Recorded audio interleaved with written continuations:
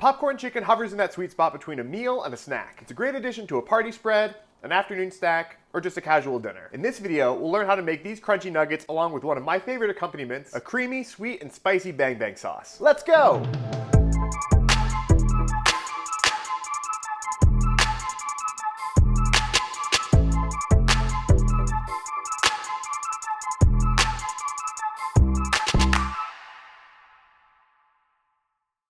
First off, we need to make our chicken popcorn size.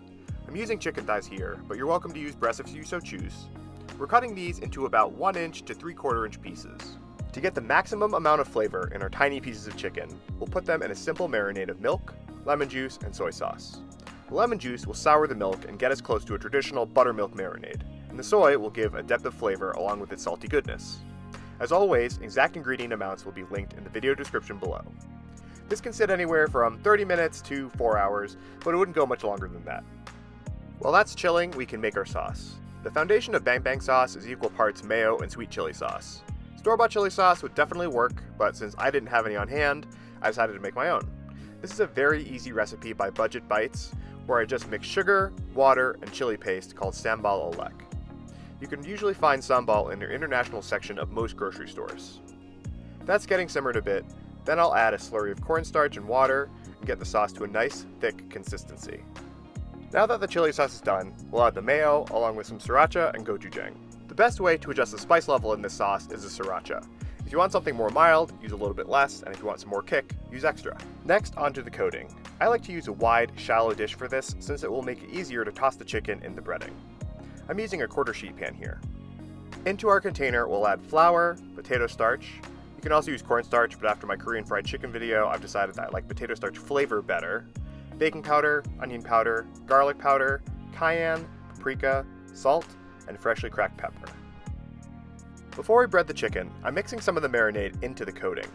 This is going to make the coating clump up, which when adhered to our chicken, will make some nice craggy crispy bits. Now time to coat. Put a few chicken pieces in at a time, then separate them and make sure they're fully coated before setting them on a cooling rack. You may notice that I'm touching the chicken with one hand and keeping the other hand clean. This is a good way to get through the whole process without having to wash your hands 20 times. If you need to add a little bit more flour or move something on your counter, you can do that with your clean hand. Who said food safety couldn't be convenient? Once you're done coating, we'll let these rest on a cooling rack in the fridge for about 15 to 30 minutes uncovered. This will help the coating adhere to the chicken. Speaking of which, you should get your oil heating pretty much right after you put the chicken in the refrigerator. Oil can take a good amount of time to preheat. The target temp is 350 degrees. Please keep an eye on this. Ignition of cooking oil is responsible for a whopping 35% of cooking-related house fires in the United States. If you don't have an oil or candy thermometer like this, you can use an instant read thermometer in regular intervals to monitor the temperature. You can see that I'm using a small pot, so I don't have to use too much oil for the frying. The wider the pot, the more oil you'll need to use.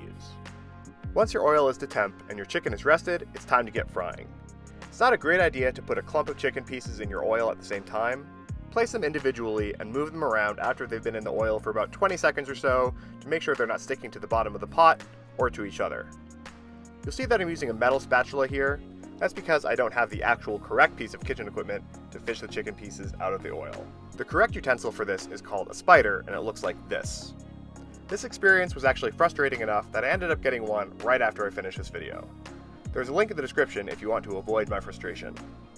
These only took about 4 to 5 minutes to get golden brown in color and to reach the safe temperature of 165 degrees, though cooking time may vary a bit based on what size you cut your chicken pieces.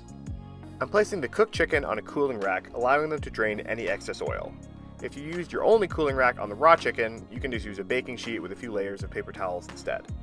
Cook in batches, making sure you're not overcrowding the pot until all the chicken is done and you're ready to go. To plate, I drizzled on some bang bang sauce and added some spring onions. I don't know what it is about eating a smaller version of food, but for some reason it's way more satisfying. The chicken is very crunchy and crispy, the sauce has a beautiful balance of creaminess and spiciness. I definitely recommend you try this recipe soon. I hope you enjoyed this video. Please take a moment to like and subscribe, and I'll see you next time.